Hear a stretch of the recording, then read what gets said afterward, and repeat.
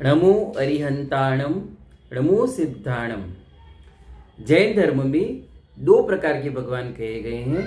जैन धर्म में दो पद हैं जिन्हें भगवान कहा गया है। पहला है अरिहंत जी और दूसरा है सिद्ध जी। जैन धर्म में गुणों की पूजा है, व्यक्ति विशेष की पूजा नहीं है। तो अरिहंत और सिद्ध ये दो एक पद हैं जो एक विशेष गुणों का समूह है। एक विशेष गुणों के समूह को अरिहंत कहते हैं और दूसरे विशेष गुणों के समूह को सिद्ध कहते हैं। तो ये गुण अरिहंत भगवान वाले गुण जिसमें हैं उन्हें अरिहंत कहते हैं और सिद्ध भगवान वाले गुण जिनमें हैं उन्हें सिद्ध भगवान कहते हैं। तो जैन धर्म में दो ही प्रकार के भगवान कहे गए हैं, अरिहंत भगवान और सिद्ध भगवान। अरिहंत भगवान भी अनेक हो सकते हैं और सिद्ध भगवान तो अनंत हैं जिनको काउंट नहीं किया जा सकता। अनादिकाल से अनंत सिद्ध हो चुके हैं और अनंत काल तक अनंत सिद्ध होते रहेंगे और वर्तमान में भी अनेक जीव सिद्ध हो रहे हैं, मोक्ष जा रहे हैं। तो दो प्रकार के भगवान हैं जैन धर्म में, अरिहंत भगवान और सिद्ध भगवान। अरिहंत भगवान क्या होते हैं? जैन धर्म का मुख्य लक्ष्य है मोक्ष की प्राप्ति, अनंत सुख की प्राप्ति, जो मोक्ष में है और जो सिद्ध भगवान है। तो प्रत्येक प्राणी का यदि वह सुखी होना चाहता है तो उसका लक्ष्य होना चाहिए मोक्ष की प्राप्ति होना या सिद्ध भगवान बनना। और सिद्ध भगवान बनने के जस्ट पहले जीव अरिहंत भगवान बनता है। सिद्ध भगवान कैसे बना जाता है? 8 कर्मों को नष्ट करने से सिद्ध भगवान बना जाता है। तो जब 8 में से 4 कर्म, 4 घातिया कर्म नष्ट हो जाते हैं तो जीव अरिहंत बन जाता है और शेष 4 अघातिया कर्म नष्ट होने से जीव मोक्ष में चला जाता है, सिद्ध बन जाता है। तो जैन धर्म में दो ही प्रकार के भगवान हैं, अरिहंत भगवान और सिद्ध भगवान। जितने भी 24 तीर्थंकर हुए हैं वे पहले अरिहंत भगवान बने और फिर वे मोक्ष गए, तो अभी वे सभी सिद्ध भगवान हैं। इसके अलावा बाहुबली भगवान, भरत भगवान, गौतम स्वामी भगवान, जम्बू स्वामी भगवान, रामचंद्र जी, बाहुबली भगवान आदि सभी पहले अरिहंत बने और फिर मोक्ष जाने के बाद अभी वर्तमान में वे हमारे सिद्ध भगवान हैं। तो आज की वीडियो में हम जानेंगे कि जैन धर्म में ये अरिहंत भगवान और सिद्ध भगवान को ही क्यों पूजा जाता है, अरिहंत और सिद्ध को ही हम भगवान क्यों माने, हम इन दोनों को ही भगवान क्यों माने, इसका उत्तर प्रत्येक जैनी को पता होना चाहिए। जैन धर्म के कंसेप्ट के अनुसार, जैन धर्म के लॉजिक के अनुसार ये दो ही प्रकार के भगवान क्यों हैं, इन्हें ही हम भगवान क्यों माने, इनके ही स्वरूप को हम भगवान क्यों माने। तो आज के वीडियो में हम इसी टॉपिक को कवर करने वाले हैं। चैनल पर यदि नए हैं तो चैनल को सब्सक्राइब कर दीजिए। अरिहंत जी और सिद्ध जी, इन दोनों को ही हम भगवान क्यों माने, तो इसको समझने से पहले हमको समझना होगा कि इस दुनिया में प्रत्येक जीव क्या चाहता है। इस संसार में अनंत जीव हैं जो 4 गतियों की 84 लाख योनियों में अनादिकाल से भटक रहे हैं और उस गति, उस योनि संबंधित दुखों को सहन कर रहे हैं, उन दुखों से त्रस्त हैं। और यह शाश्वत सत्य है कि प्रत्येक जीव सुख चाहता है और दुख से डरता है। हम जितने भी जीव हैं वे 24 घंटा 365 दिन जो कुछ भी करते हैं वह सुख पाने के लिए करते हैं। हम उठते हैं तो सुख पाने के लिए, बैठते हैं तो सुख पाने के लिए, सोते हैं तो सुख पाने के लिए, जागते हैं तो सुख पाने के लिए, कोई जॉब पे जाता है तो सुख पाने के लिए, कोई शादी करता है तो सुख पाने के लिए, कोई भोजन बनाता है सुख पाने के लिए, कोई मंदिर जाता है सुख पाने के लिए। मतलब ये जितने भी प्राणी हैं पूरे संसार में, मनुष्य ही नहीं जितने भी प्राणी हैं, 1 इंद्रिय से लगाकर 5 इंद्रिय तक जितने भी जीव इस संसार में हैं वे सभी 24 घंटा 365 दिन सुख पाने का ही प्रयास करते रहते हैं और दुख से डरते हैं। वे यही प्रयास करते रहते हैं कि मुझे सुख मिले और वे सुख की खोज करते रहते हैं। कोई व्यक्ति भगवान की पूजा करता है तो वो सुख के लिए ही करता है। तो इस संसार में प्रत्येक जीव सुख चाहता है, यह बात तो नक्की होगी। तो पॉइंट नंबर 1, प्रत्येक जीव सुख चाहता है और दुख से डरता है। पॉइंट नंबर 1 में क्लियर हो गया कि सभी को सुख चाहिए। पॉइंट नंबर 2, हमको जो चीज चाहिए उस चीज को पाने के लिए हम कहाँ जाते हैं। जैसे किसी को दवाई चाहिए तो वह कहाँ जाएगा? किसी को दवाई चाहिए तो वह स्टेशनरी की दुकान पे जाएगा क्या? नहीं, वह जाएगा मेडिकल की शॉप पे। किसी को सोने की चेन खरीदनी है तो वह सब्जी की दुकान पे जाएगा क्या? नहीं, वह सुनार की दुकान पे जाएगा, ज्वेलरी शॉप पे जाएगा। तो इससे स्पष्ट होता है कि हमें जो चीज चाहिए वह लेने के लिए हम वहीं जाएंगे जहां पर वो पहले से उपलब्ध हो, उसी के पास जाएंगे जिनके पास वह चीज पहले से उपलब्ध हो। दवाई चाहिए तो हमें पता है कि दवाई मेडिकल स्टोर वाले के पास पहले से उपलब्ध है, तो मैं दवाई लेने मेडिकल स्टोर पर ही जाऊंगा, मैं दवाई लेने स्टेशनरी शॉप पे नहीं जाऊंगा। मुझे सोने की चेन चाहिए तो मुझे मालूम है कि ज्वेलरी शॉप वाले के पास पहले से सोने की चेन है, वहां सोने की चेन मिलती है, इसलिए मैं ज्वेलरी शॉप पे जाऊंगा, वेजिटेबल शॉप पे सोने की चेन खरीदने नहीं चाहूंगा। तो पॉइंट नंबर 2 क्लियर हो गया कि हमको जो चीज चाहिए वो लेने हम वहीं जाते हैं जहां पर वह वस्तु पहले से उपलब्ध हो। पॉइंट नंबर 3, बच्चे का ट्यूशन लगवाना है, मैथ्स का ट्यूशन लगवाना है, तो हम परफेक्ट टीचर ढूंढते हैं कि कौन मैथ्स पढ़ाने में बेस्ट टीचर है, उसी के यहाँ हम बच्चे को पढ़ने के लिए भेजेंगे। कोई टीचर कहे कि हाँ मैं भी मैथ्स पढ़ा लेता हूँ, थोड़ी बहुत पढ़ा लेता हूँ, नहीं आती तो मैं ट्राई करके पढ़ा लेता हूँ, मैं मैथ्स में फेल हुआ था लेकिन बाद में पास हो गया तो मैं भी मैथ्स पढ़ा लेता हूँ, तो क्या आप बच्चे को उसके पास ट्यूशन भेजेंगे?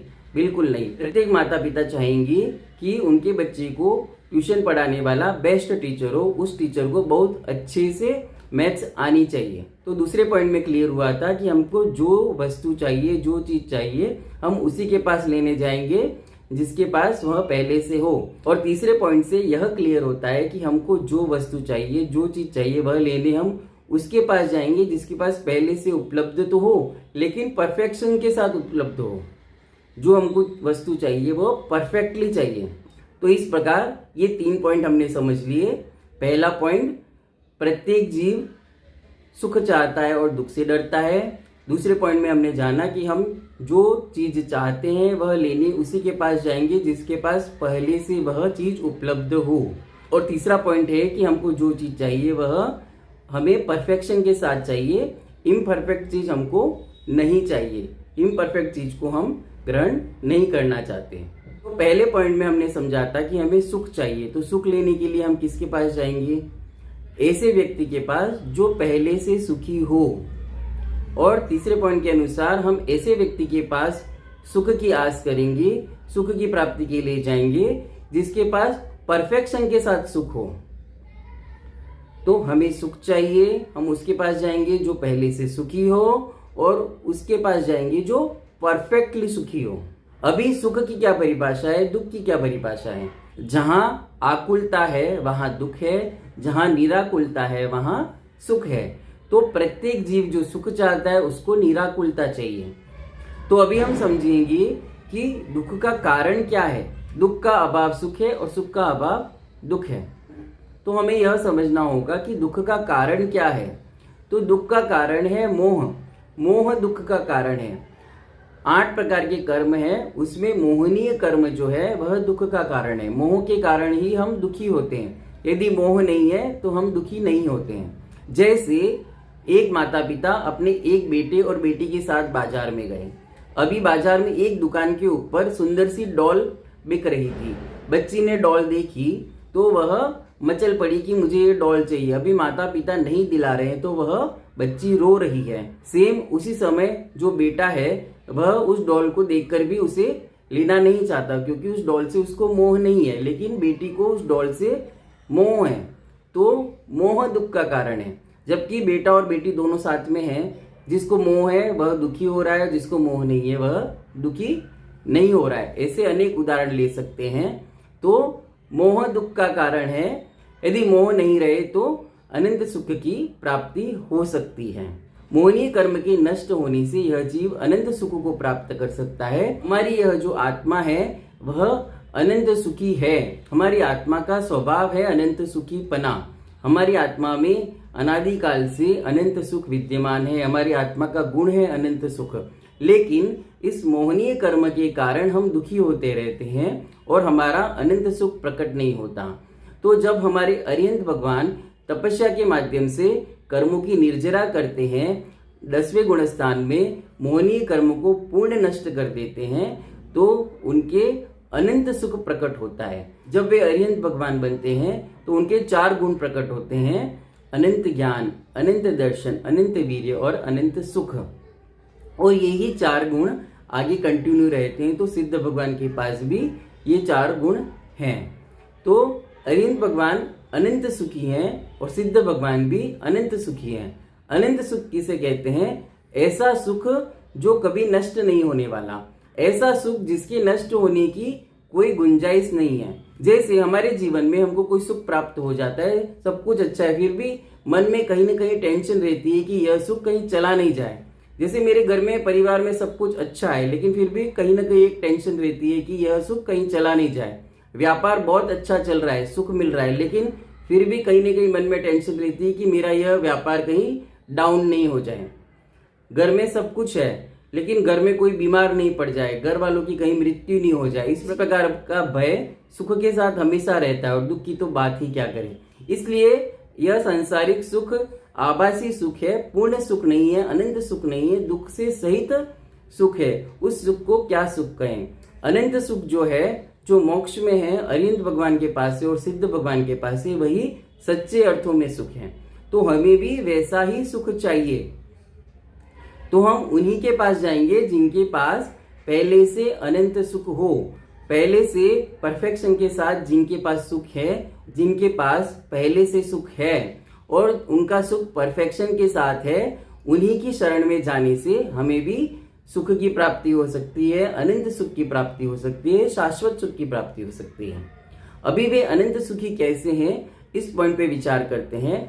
तो सबसे पहले जैन धर्म में हमारे अरिहंत सिद्ध भगवान वस्त्र नहीं पहनते।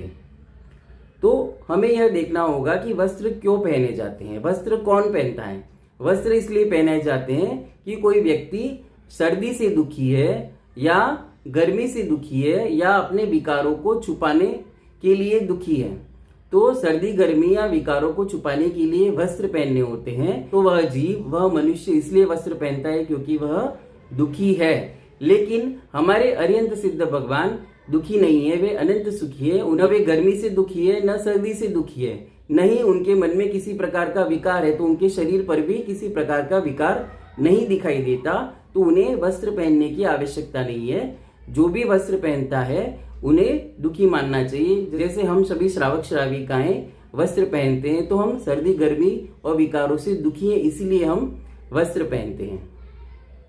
पॉइंट नंबर 2, जो लोग भोग करते हैं, कोई भोजन ग्रहण करता है, तो कोई भोजन ग्रहण क्यों करता है? क्योंकि वह भूख से दुखी है।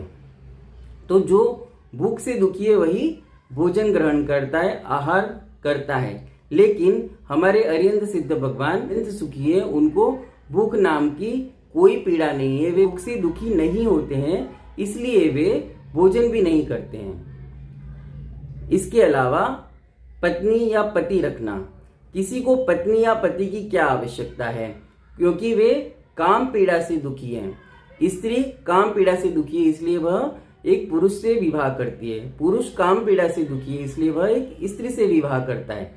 लेकिन हमारे अरिहंत सिद्ध भगवान काम पीड़ा से दुखी नहीं है, इसलिए वे ब्रह्मचारी होते हैं, उनके पति पत्नी नहीं है। उनके गृहस्थ जीवन में जो भी पति पत्नी थे उनका त्याग करके वे तपस्वी हो गए और कर्मों को नष्ट करके उन्होंने अनंत सुख पा लिया और वे अरिहंत सिद्ध बन गए। तो वे अनंत सुखी हैं, उनके जीवन में किसी भी प्रकार का काम पीड़ा से संबंधित कोई दुख नहीं है। इसके अलावा इस जीव को परिवार क्यों चाहिए? कई लोग परिवार रखते हैं, तो परिवार इसीलिए रखते हैं कि परिवार से सुख मिले, उनसे मोह होता है, उनसे मुझे रक्षा होती है। लोग बच्चे पैदा करते हैं ताकि मुझे बुढ़ापे में सहारा मिले, मतलब वे दुखी हैं कि कहीं बुढ़ापे में मेरा क्या होगा। अपने बुढ़ापे को सुरक्षित करने का जो भय है उसके कारण लोग बच्चे पैदा करते हैं और परिवार बनाते हैं। तो यह जो दुख है वह दुख अरिहंत सिद्ध भगवान के जीवन में नहीं है, ऐसे दुख का लेश मात्र भी उनके जीवन में नहीं है। वे अनंत सुखी हैं, इसलिए उनको परिवार की भी आवश्यकता नहीं होती। इसलिए आपने देखा होगा कभी भी हमारे अरिहंत सिद्ध भगवान की प्रतिमा के साथ में परिवार नहीं होता है। नेक्स्ट पॉइंट है अस्त्र शस्त्र। कोई भी व्यक्ति, कोई भी जीव अस्त्र शस्त्र क्यों रखता है? अस्त्र शस्त्र इसलिए रखा जाता है ताकि शत्रु से बचा जा सके या शत्रु को मारा जा सके। मतलब वह व्यक्ति शत्रुजन्य दुख से दुखी है, शत्रु से दुखी है, शत्रु को या तो मारना चाहता है या बचना चाहता है, इसलिए वह अस्त्र शस्त्र रखता है। लेकिन हमारे अरिहंत सिद्ध भगवान के जीवन में इस प्रकार का कोई दुख नहीं है, क्योंकि उनका कोई शत्रु ही नहीं है। वे बाहरी किसी भी जीव को अपना शत्रु मानते ही नहीं है, इसलिए उनको अस्त्र शस्त्र रखने की कोई आवश्यकता नहीं है। आपने देखा होगा जिन मंदिर में जितने भी अरिहंत सिद्ध भगवान की प्रतिमाएं हैं, उनके साथ में किसी भी प्रकार का कोई शस्त्र या अस्त्र नहीं होता है, क्योंकि उनको इनकी आवश्यकता ही नहीं है। वे किसी बाहरी को शत्रु मानते ही नहीं है।